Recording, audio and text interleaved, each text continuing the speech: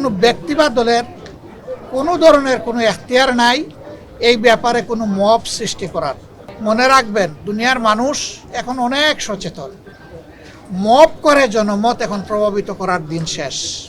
যুক্তির খাতিরে যদি ধরে নেওয়া হয় যে আমাদের দলের কেউ নির্বাচনী আচরণবিধি লঙ্ঘন করেছে, এর জন্য যথাযথ কর্তৃপক্ষ আছে, তারা কর্তৃপক্ষকে বলবেন, কর্তৃপক্ষ তাদের মতো করে উদ্যোগ নেবে এবং আমাদেরকে সেই ব্যাপারে সম্পৃক্ত করবে, আমাদের কাছে জানতে চাইবে, আরও অনেক পদক্ষেপ নেওয়ার তাদের এখতিয়ার আছে। কিন্তু কোনো ব্যক্তি বা দলের কোনো ধরনের কোনো এখতিয়ার নাই এই ব্যাপারে কোনো মব সৃষ্টি করার। আমরা এই নোংরা মবের নিন্দা জানাই এবং আমরা দেখতে চাই যে মব যেন এখানেই শেষ হয়। মনে রাখবেন, দুনিয়ার মানুষ এখন অনেক সচেতন। মব করে জনমত এখন প্রভাবিত করার দিন শেষ। সবাই জনগণের কাছে যাবে, নিজের বক্তব্য নিয়ে যাবে,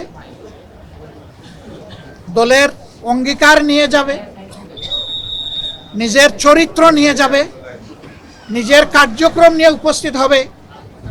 জনগণ অতীত বর্তমান বিবেচনা করে ভবিষ্যতে কার উপর আস্থা রাখবে সেই সিদ্ধান্ত নেবে। আমাদের অঙ্গীকার একেবারেই স্পষ্ট। আমরা একটা দুর্নীতি দুঃশাসন মুক্ত ন্যায় ইনসাফ ভিত্তিক। Hire Google TV, new year, new screen. Save up to 25,000.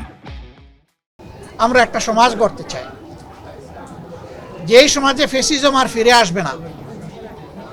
এর জন্য আমরা দুটো নির্বাচন একসাথে অংশগ্রহণ করব। একটি জাতীয় সংসদ নির্বাচন আর একটি হচ্ছে রেফারেন্ডাম। আজকে আমি নির্বাচনের ব্যাপারে কিছু বলবো না, এটা আচরণবিধির লঙ্ঘন হবে, ওটা কালকে থেকে বলা শুরু করব ইনশাল্লাহ। কিন্তু শুধু এই আসনে না, 300 আসনে যারা নির্বাচনে অংশগ্রহণ করছেন তাদের সকলের প্রতি আমাদের অনুরোধ, প্লিজ জনগণের প্রতি আস্থা রাখুন। জনগণকে শান্তিপূর্ণভাবে সিদ্ধান্ত নিয়ে তার ভোট তার পছন্দ মতো প্রতীক এবং বাক্সে পৌঁছানোর সুযোগ দিন।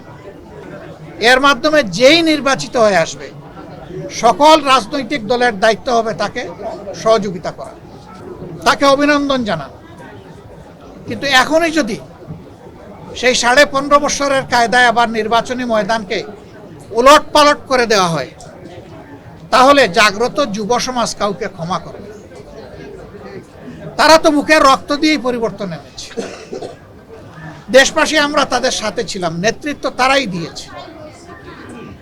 যে যুবকরা যুবতীরা নেতৃত্ব দিয়েছে, যাদের বয়স 30-35 বছর হয়ে গেছে, 18 বছর বয়স থেকে তার ভোট দেওয়ার অধিকার প্রতিষ্ঠিত হয়েছে, কিন্তু আজ পর্যন্ত তারা একটা ভোট দিতে পারে নাই। একজন নাগরিকের সবচেয়ে বড় অধিকার হলো তার ভোটের অধিকার। সেই অধিকারই কেড়ে নেওয়া হয়েছিল।